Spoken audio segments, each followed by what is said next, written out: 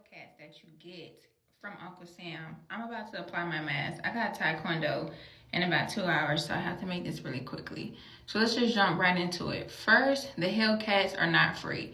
When you join Uncle Sam, you can get a loan through your bank, an auto loan, and take it to the car dealership so you do not have to pay a down payment for a car. But you still have to pay the rest of the money for the car as well as insurance, and you have to pay that loan back. Now, let's get into the type of cars. Hellcats are what people like to get for eye candy. I'm telling you, them shits be in the shop within 3-4 months. They be buying them Hellcats straight from Matilda Daddy.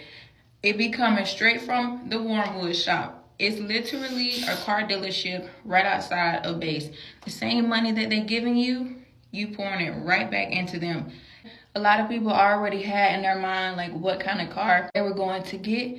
This was my first car like that I was having on my own.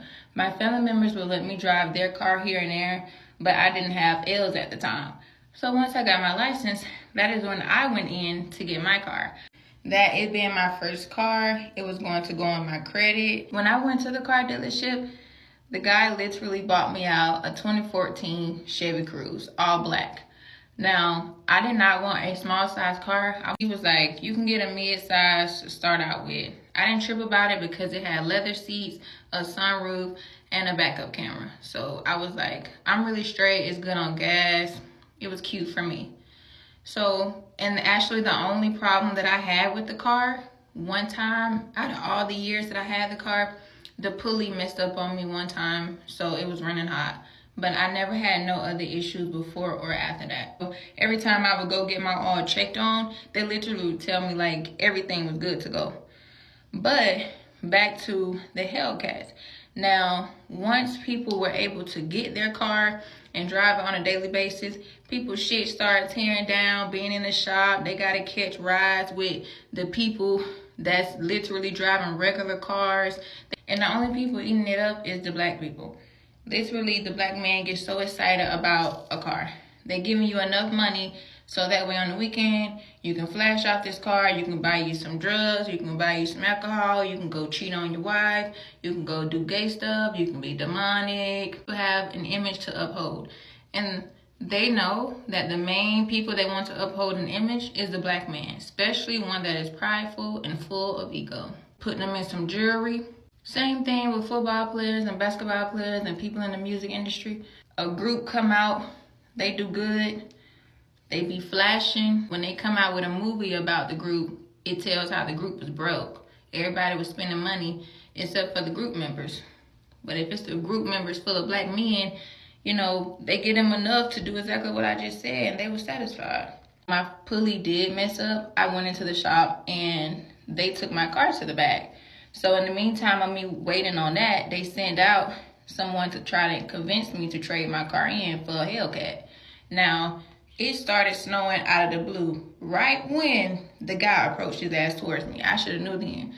So I was like, nah, I'm really straight on it, you feel me? And I was trying to take some important phone calls. He's trying to get me to buy one of these cars. I was just like, okay, I'm gonna give it a shot. So I was like, let's go to McDonald's because I'm hungry. So I was like, let's test drive it. He test drive it there. I was like, I'm gonna give me a sweet tea and a 10-piece nugget. And then I would test drive it on the way back to the dealership. So on the way there, he was showing me how to work it. And it just started snowing even harder. And I'm like, okay, so when it's my turn to get in the driver's seat, the car is jerking very hard. It's very hard for me to like actually fully control the car. And I was like, nah, I don't like it. And he was like, the brakes are fresh, so it causes the car to have, you know, a type of hard force to it. So I hit up my ex-auntie and asked her, because she has a car that was similar. And I'm like, you know, is this true or whatever? Because the car, I like it on the outside, but it's just only eye candy. I don't know how to work this car. I don't know how to control this car. It also started snowing today. This is dangerous. I don't want to crash. Or I didn't even come here to trade my car in.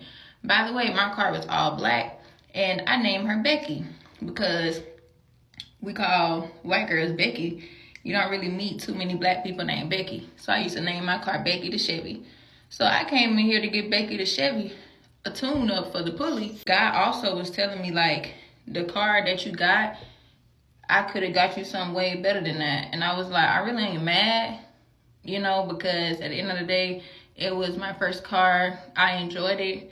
Like I said, it had great features and it was convenient for me. So even though I knew they was trying to rip me off, like, I still made it a win for me. And then people who was getting the cars, they was literally getting arrested on base for driving the cars. Literally, military policemen was driving around the base targeting people who was in those type of cars. They said, we got the hell and you got the cat.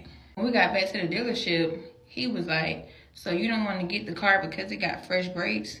And he kept repeating it. You're not going to manipulate me into getting this car, because if I crash it, I can't get another car right on the spot, and it's going to hinder my credit. And I came in here to get Becky the Chevy fixed. I don't want your Hellcat from Matilda Daddy. Keep it.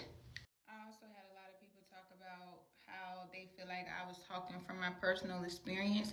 I was speaking from the whole government model in general. It wasn't just about how I was being treated. Racism is everywhere.